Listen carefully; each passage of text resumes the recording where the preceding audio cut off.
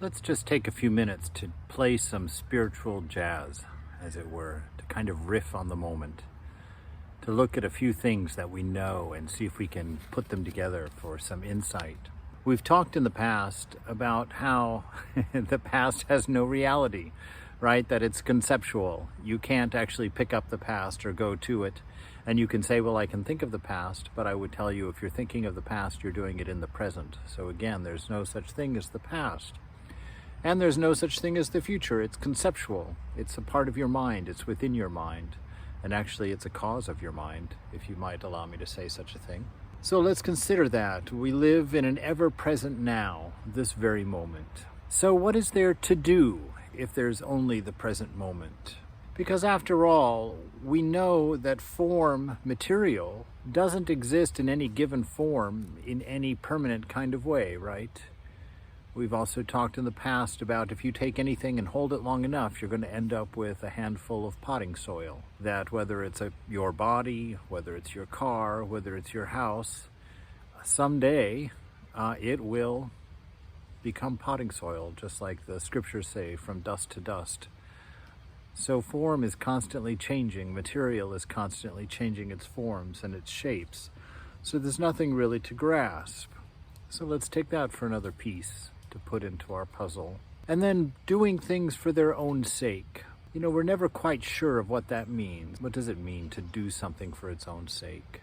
I think the closest thing would be like listening to music. You're not listening to music to get to the end of the song, necessarily. You're not listening to music to accomplish anything. You're listening to the music for an appreciation of the moment, for an appreciation of what it does in its moment for itself in your company.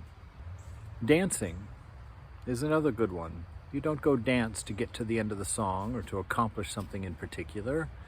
You come to let go and to groove in the moment, as it were. So now let's take all of these things and sum them up and put them into a practice. So if we're going to sit in meditation, we're going to do it for its own sake, like listening to a song or dancing to music. We're going to do it in the now, since that's all that we have. And anything that arises during that time of meditation, we're going to listen to it like music. We're not going to give it a meaning. We're not going to analyze it. We're not going to wish it would shut up and go away.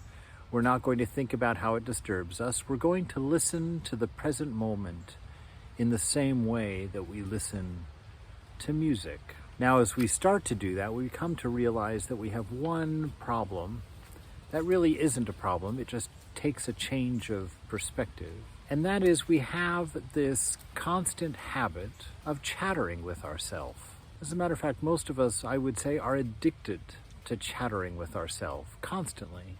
Everything we look at, we're commenting about it, we're comparing it, we're thinking about its meaning, we're trying to keep track of whether it's finished or still needs to be done, or if there's a part two. Around and around and around it goes. What we're going to do with that is not to have it try and stop, but to have it be part of the ever-present now, and to take the same form as music. That you don't listen or watch the mind for information or to learn something or to understand something. Listen to it as music and put all of its thoughts on the same level, whether it's a sensation from the body, whether it's a thought about anything in particular, whether it's something coming in through the senses. Put it all on the same level, because after all, in reality, it is all on the same level. Everything that you experience, everything that you hear, taste, touch, smell, everything that you plan, everything that you think about, all of it happens in the mind. That's why all of your nerves go there, is to keep you informed. The trouble is we don't know where the other end of the nerve really are.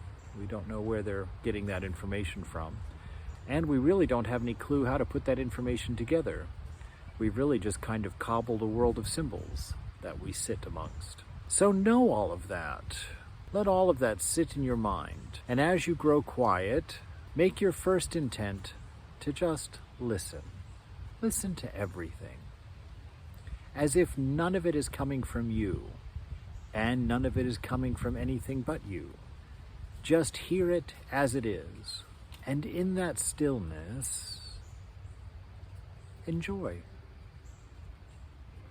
It's a task done for its own sake. You're listening to the music of now. Let that music of now give you hints.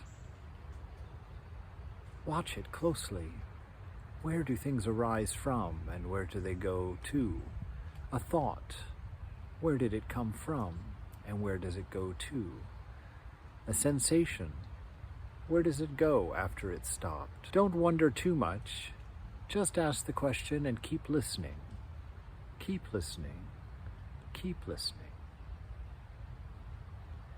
They say that the divine can be found exactly there.